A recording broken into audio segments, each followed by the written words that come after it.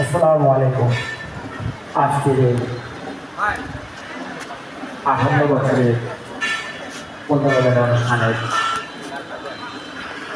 মন্ত্রী মহোদয়গণ আজকে বিকালবেলা থাকবে এবং আমার সামনে উপস্থিত হয়েছে আমার প্রাণপ্রিয় এবং আমার প্রাণপ্রিয় বিদ্যাপীঠের ছাত্রছাত্রী ভাই বোনেরা।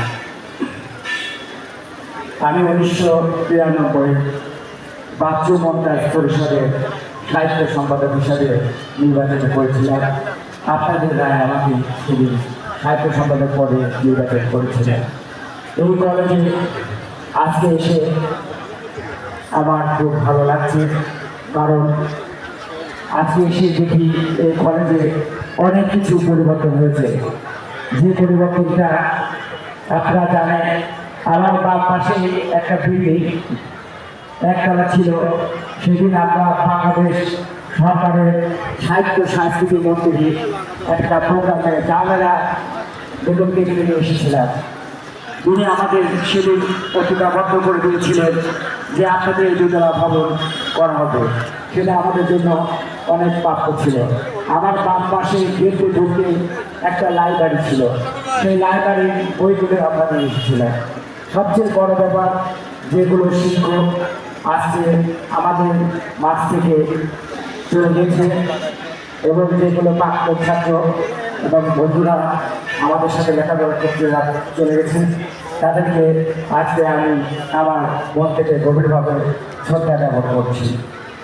আজকে শ্রদ্ধা জ্ঞাপন করছি আমার প্রান্তীয় শিক্ষক Firoz sir, Iqbal sir, Yusuf sir এবং আমাদের অধ্যক্ষ ছিল বেলা আপা, যাদের মাঠ থেকে আজকে অনেক কিছুই শিখতে পেরেছি। সবচেয়ে বড় ব্যাপার, যখন বাবা হয়েছি তখন বুঝতে পারলাম যে বাবা হওয়ার পর সরকারকে লেখাপড়া করার জন্য প্রাইভেট শিক্ষককে পয়সা দিতে হয়। আর আমরা যখন এই দুর্বলতা পড়েছি, আমি আসলে খারাপ ছাত্র ছিলাম, কিন্তু সেদিন দেখেছি ইকবাল স্যার, ফিরোজ স্যার ক্লাসের পরে আমাদের 4-5 জনকে নিয়ে প্রাইভেট করাতে, কিন্তু তার বিনিময়ে কোনো টাকা নেয়নি। আজকে গর্ব করি আমি যে বিন্দু কলেজের আমি একজন ছাত্র। আমি গর্ব করি যে যাদের কাছ থেকে এই শিক্ষা নিয়েছি, তাদের এই শিক্ষা নিয়ে আমি আমার কর্মজীবন শুরু করছি। এবং আজকে আমি বলতে চাই, যারা ঢাকাতে থাকেন, লেখাপড়া করেন বা চাকরি করেন, যদি কোনো সমস্যা হয়, আমি মহাবাজারে থাকি, ঢাকা কর্মনীতি মেডিকেল কলেজ হাসপাতালে অনেক ছাত্রদের সাথে আমার দেখা হয়। যদি কোনো প্রয়োজন মনে করেন, অবশ্যই আসবেন। আপনাদের জন্য আমার দুয়ার খোলা থাকতো।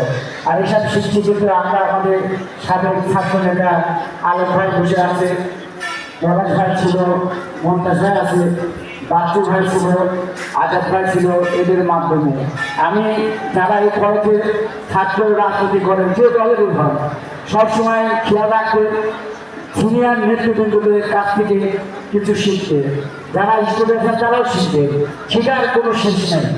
সবাইকে ধন্যবাদ যারা এই সুন্দর একটি এই পূর্ণমিলনী প্রোগ্রাম আয়োজন করেছে, যারা দিন রাত 24 ঘন্টা পরিশ্রম করেছে।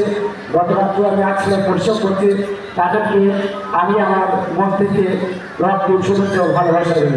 আল্লাহ হাফেজ। আসসালামু আলাইকুম।